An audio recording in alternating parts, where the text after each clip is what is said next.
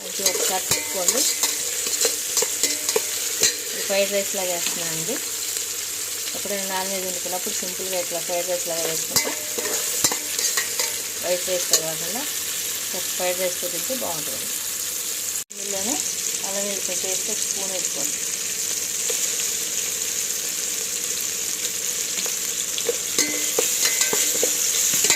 చెప్పే కదండి ఎక్కువ మసాలా వేయట్లేదని.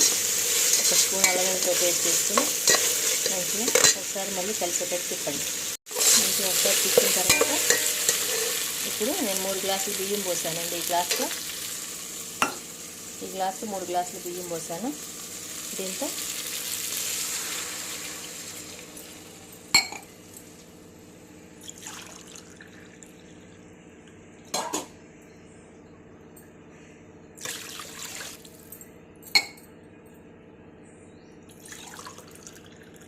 తలకొట్ట 6 గ్లాసులు వాటర్ పోసుకోండి. పాత బియ్యం అయితే 6 గ్లాసులు పడతాయండి. 3 గ్లాసులకి 6 గ్లాసులు వాటర్ పడతాయి. మావి కొంచెం కొత్త బియ్యం కదండి, అందుకే నేను కొంచెం ఎసరు తక్కువ పోసుకుంటున్నానండి. ఇలా వాటర్ పోసేసుకున్నాను. ఎసరు పోసుకున్నాక ఇందులో సాల్ట్ వేసుకోండి.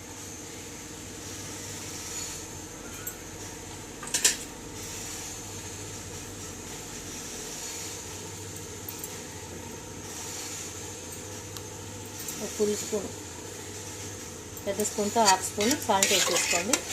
సాల్ట్ వేసుకున్నాక ఒకసారి సాల్ట్ చూసుకోండి. సరిపోయింది అనుకుంటే మానేయండి, లేదా కొంచెం వేసుకోండి. ఇప్పుడు ఎసరు పోసేసుకున్నానండి. ఎసరు పోసుకొని సాల్ట్ వేసేసి దీన్ని మంచిగా ఎసరు మరగనివ్వండి.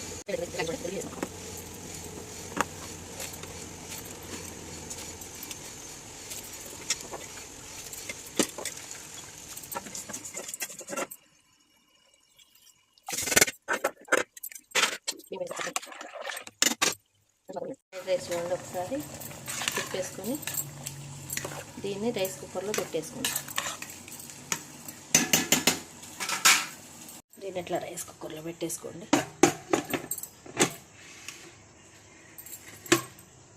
మూత పెట్టేసుకోండి, ఉడుకుతుంది. ఫుడ్ కలర్ వేసుకోండి రైస్ కుక్కర్లో.